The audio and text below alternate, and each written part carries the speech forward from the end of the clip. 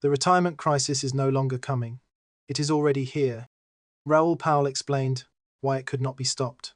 Let me start with a number that really scares you. $400 trillion. Not 100 million trillion with a capital T. This figure represents the size of the global pension gap expected by 2050, according to the World Economic Forum.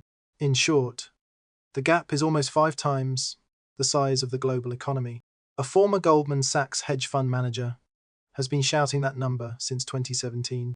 Few in mainstream finance are willing to talk about him. His name was Raoul Pal. Zuo Kai, 36. He now conducts research for the world's largest hedge fund and family office. His message was simple. The retirement crisis is not coming, already here.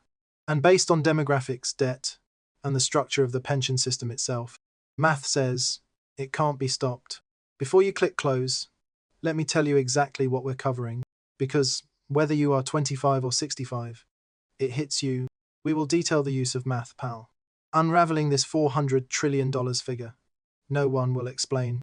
Expose what he said would set off the apocalyptic cycle of the pension system. See why he thinks millennials inherited a system that had been broken before they came here. Finally, do what he says. I'm not here to sell you fear. I'm here to show you the data. So go all out, because this may be one of the most important videos you watch throughout the year. The internet is full of guys yelling at the impending collapse. Most of them have been wrong for 15 years in a row. That is why Raoul Pal is different and why his background matters before we get into the newspaper. Pal previously operated GLG Global Macro Fund at GLG Partners, one of Europe's most respected hedge fund businesses. Before that, he was head of European hedge fund sales at Goldman Sachs. No one kicked him out, no explosions. He retired in October 2004. He was 36. He left the fierce competition and moved to Spain. On this basis, he built global macro investors. At present, hedge funds and sovereign wealth funds, and the family office that pays for that privilege. He also co-founded Real Vision. It has grown into one of the world's largest financial media platforms. When friends talk, people who move real gold and silver pay attention. This is a background worth remembering. As early as 2017, he published an article entitled Prosperity, which Real Vision became a documentary called The Coming Retirement Crisis in May 2018. The documentary now has more than 3.5 million views on YouTube. In finance, it spread quickly. It spread because Pal never had a moral debate. He made a mathematical argument. The math is really hard to refute. Let's go. Pal's entire framework traces back to an equation. You might want to write this down, because once you see it, you don't see it. GDP growth is equal to population growth, productivity growth, debt growth. It is the engine that drives every advanced economy on Earth. Now consider the United States, Europe, Japan, and in China, Canada, and Britain. Population growth, there is collapsing across the board. Birth rates in most developed countries are well below the replacement level of 2.1 children per woman. The United States is around 1.6. Japan is around 1.2. South Korea is below 0.8, the lowest level in human history. These are not predictions. It all happened. Productivity growth has been mediocre for a decade. While AI may change that, Pal itself is optimistic. Productivity gains have yet to show up in any meaningful official data. So, what is left? Debt. This is the government's last leverage. They did, working harder each cycle. Treasuries climbed from about $10 trillion in 2008 to more than $36 trillion today, with federal debt exceeding 120% of GDP. Again and again, punk hammers. When the population shrinks and the economy runs on borrowed money, natural interest rates must fall, currencies must fall, asset prices have climbed, and wages have stagnated. The last sentence is to compress the whole crisis into one line. Asset prices rose, wages were flat. Retirement funds come from wages. That explains why today a 30-year-old, even a well-paid person, look at the house their parents bought for $80,000 in 1985. 6,000, recognize that math is no longer math. It is time to go back to my first recession, $400 trillion, because the number comes from the World Economic Forum. Powell has been quoting it. That figure covers projected unfunded pension liabilities in the world. S8 largest economies between now and 2050. 8 countries pledged $400 trillion. There are no real payment plans. From this point of view, global GDP is about $105 trillion a year. That means the gap is about 5 times the sum of every dollar produced annually by every economy on Earth. It is not just about the future. Leaks have begun to seep into the present. In Canada, Statistics Canada reported on the 13th of March 2019 that every pension plan sponsored by a Canadian company has entered a net outflow. Revenue $14.9 billion, expenditure $16.3 billion. That means more money flows out than in. The Canadian pension plan broke through the same threshold in 2021. They now rely on investment income to pay, because donations alone are not enough. In the United States, the Foundation's latest annual pension report sets unfunded liabilities for state and local public pension plans at $1.48 trillion. This is actually due to the strength of the stock market in 2024, an improvement from 1.62 trillion yuan last year. But that is what people miss. These numbers assume sustained strong returns. If the market corrects, the hole will reopen. That is why Powell calls pensions the next hidden financial crisis. Because every government, every business, each state promised something they couldn't deliver. The bill is due. Maybe baby boomers are okay. Maybe they saved enough and retired best. That is where Powell feels uncomfortable, because his numbers are ugly. According to Fidelity's 2024 data, the average baby boomer 401 balance is between $249,300 and $270,800. Until someone said it wasn't that bad. You need to understand what the word average means. The average is pulled up by a few wealthy people. The median of middlemen is significantly lower. Powell estimates that the median retirement wealth of baby boomers is about $300,000, including all assets. Let's be friends in math. Generous, $400,000. Today, a 70-year-old lives an average of 12 years longer. Divide 400,000 by 12, and you get $45,000 a year, below the median household income in the United States. Remember, this number assumes that for every dollar they spend, the market won't collapse. No major medical events. Their spouses will not live another 10 years. That is what Powell said. I think this is the most important behavioral observation in his whole paper, citing, "I've never seen a retiree make the same income when he retires as when he works. This even applies to the rich." Ms. Parr mentioned her father. His father was a successful man, and at work, driving a 7 Series BMW that changes every 3 years, drinking champagne, eat at the best restaurants in London. The day he retired, BMW was sold and replaced by a used Audi. He drove until he died at 80. He moved from Britain to Spain because of the low cost of living. Finally, he bragged about the €5 cava he found in Aldi and looked for a €20 lunch special. This is not stinginess, it is fear. Powell is perfect. He quoted himself as saying, "The biggest worry is being penniless at 85, or bankrupting a spouse before he or she dies." This fear is so real that it will naturally lead to a collapse in spending. This is when the entire economy begins to wobble. With me, because this is where the macro picture really focuses. If retiree spending collapses, they will. As BLS confirmed in its 2015 report on spending patterns by age, retirement spending has fallen by about half, compared with years of work. What happens to the broader economy? Consumer spending accounts for about 6 to 8% of US GDP. So when 70 million baby boomers cut spending in half at the same time, this pulls a large part of the demand away from the system. GDP slows, inflation slows, bond yields fall, and taxes fall. But that is a key factor. The government's debt won't go down with everything else. They kept climbing. That means the gap between government debt and its ability to pay is widening every year. Powell takes Japan as an example. The case studies are shocking. Demographically, Japan, its population is about 10 years older than the American population. The unemployment rate has been below 3.5% for more than a decade.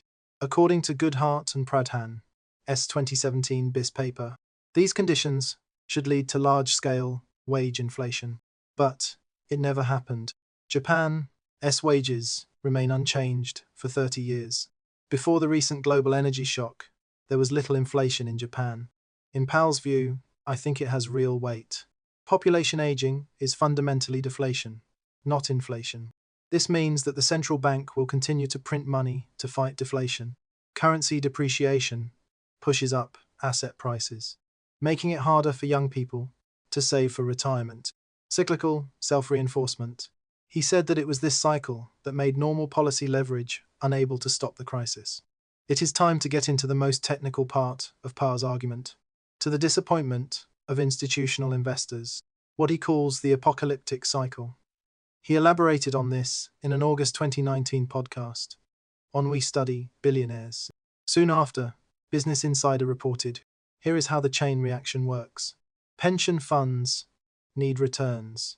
With interest rates near zero for more than a decade, government bonds could not be delivered.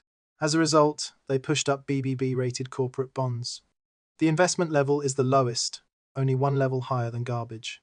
Meanwhile, American companies are lending heavily. Powell noted that the company's debt has doubled since 2008. Because most of the borrowed money is not invested in growth, but in stock buybacks, that has pushed up share prices, making pension fund returns look strong on paper. Now you have a system in which pension funds own corporate debt. Companies use debt to prop up stock prices. Pension fund holdings have also been further expanded through the same repurchase. As long as there is no bad news, everyone wins. News of the Powell warning came. If credit spreads widen, if the economy slows, if Europe erupts, or if a major event occurs, and these BBB bonds are downgraded. As soon as they stepped into the trash can, pension funds are required by law to sell them.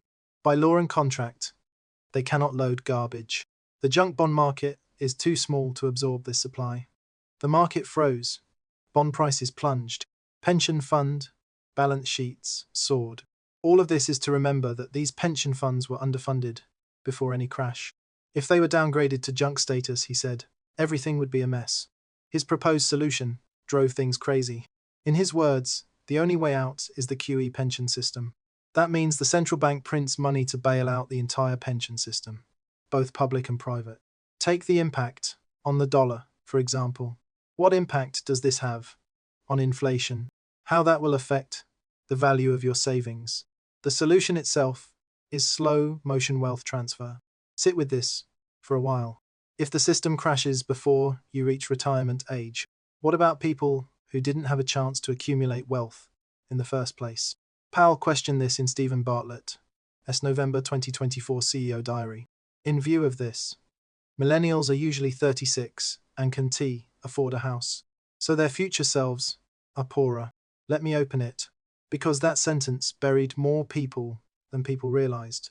Historically, the main retirement asset of the American middle class has been family homes. You buy it at 30, pay it off at 60. When you retire, you have a free, clear asset worth 5 to 10 times what you spend. This allows you to downsize, sell, and live on the proceeds. That pattern is breaking.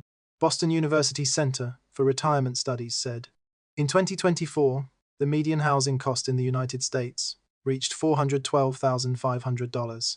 Mortgage rates climbed from 3% in 2021 to more than 7% in 2023 and 2024. On many subways in the United States, it now costs more than $110,000 a year to buy middle-income families. The median household income is about $80,000. Math doesn't work. A 2024 survey by Yahoo Finance and GoBank Increase found that 6 to 9% of millennials believe they could not retire or buy a home without an inheritance. The last sentence is important. Succession. They bet on the death of their parents. This is a generational financial plan. Here are Powell's nightmare scenarios. What if parents don't leave a legacy? What if parents need every penny to take care of themselves? In the United States, long-term care in nursing homes can cost as much as $8,000 a month. Even in retirement neighborhoods with food, there are 4,000 one-bedroom apartments a month. In less than 5 years, it will consume $400,000 in savings. The result is generational squeeze. Baby boomers don't have enough money. Millennials are waiting for a legacy that may never come. Generation Z starts farther away. In May 2024, Pal participated in an hour-long Master's program with the head of macro research, updating his entire framework. Julian Beitel calls it all code. It is here that the retirement crisis theory blends with his broader view of how the world actually works. The core idea is this: because of the demographics we just walked through, the government now has only one tool left: debt. The more debt they issue, the more central banks need to monetize it. This creates more liquidity. Powell believes that the number has been growing exponentially since 2008. He showed the Nasdaq price, the Bitcoin price, gold prices track global liquidity almost perfectly. Not revenue, not GDP, liquidity. His conclusions are troubling. The renminbi depreciates about 8% a year against a basket of scarce assets. That is, if you hold cash or if you hold bonds, you're actually losing buying power every year. Even if official inflation figures show 2% or 3%. So, what does Powell recommend? You have to have assets that benefit from devaluation. Stocks, especially technology and AI exposure. Real estate, despite affordability issues. Gold. He is known to be positive about Bitcoin and the broader encryption space.